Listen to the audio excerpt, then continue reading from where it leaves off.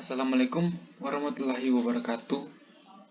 Perkenalkan, nama saya Vijen Valendefran dengan NIM D11211092 dari jurusan Agribisnis Fakultas Pertanian. Kali ini saya akan mempresentasikan tugas kewarganegaraan dengan judul Konsep dan Urgensi Pendidikan Kewarganegaraan dalam Pencerdasan Kehidupan Bangsa. Latar belakangnya yaitu belajar tentang pendidikan kewarganegaraan pada dasarnya adalah belajar tentang keindonesiaan, belajar untuk menjadi manusia yang berkepribadian Indonesia, membangun rasa kebangsaan, dan mencintai tanah air Indonesia. Oleh karena itu, seorang sarjana atau profesional sebagai bagian dari masyarakat Indonesia yang terdidik perlu memahami tentang Indonesia, memiliki kepribadian Indonesia, memiliki rasa kebangsaan Indonesia, dan mencintai tanah air Indonesia. Dengan demikian, ia menjadi warga negara yang baik dan terdidik atau smart and good citizen dalam kehidupan masyarakat, bangsa, dan negara yang demokratis. Rousseau menganggap warga negara adalah peserta aktif yang senantiasa mengupayakan kesatuan komunal. Pengertian warga negara menunjukkan keanggotaan seseorang dari institusi politik yang namanya negara. Ia sebagai subjek sekaligus objek dalam kehidupan negaranya, senantiasa akan berinteraksi dengan negara dan bertanggung jawab atas keberlangsungan kehidupan negaranya. Pendidikan kewarganegaraan dibentuk oleh dua kata, ialah kata pendidikan dan kata kewarganegaraan. Definisi pendidikan dalam Undang-Undang Republik Indonesia Nomor 20 Tahun 2003 tentang Sistem Pendidikan Nasional Pasal 1 Ayat 1 adalah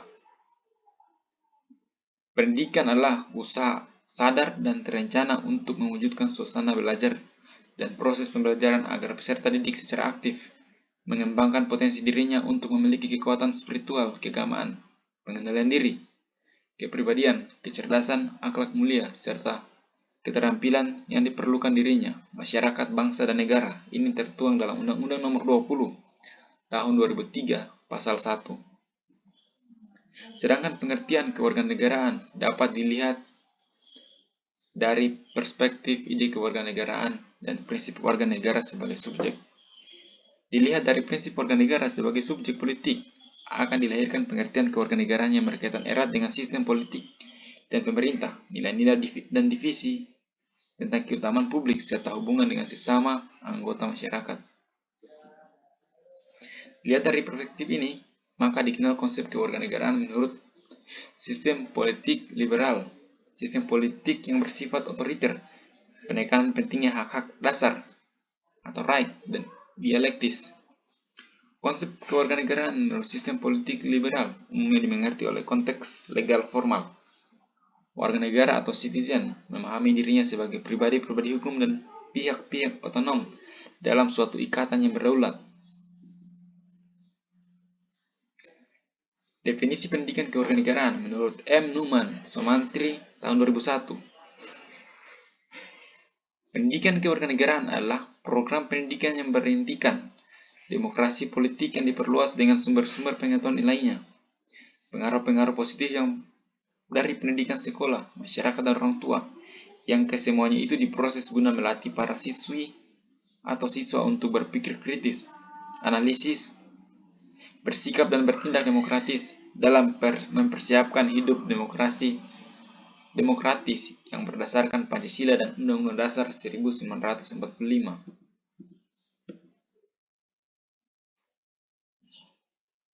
Berikutnya menggali sumber historis, sosiologis, dan politis tentang pendidikan kewarganegaraan di Indonesia.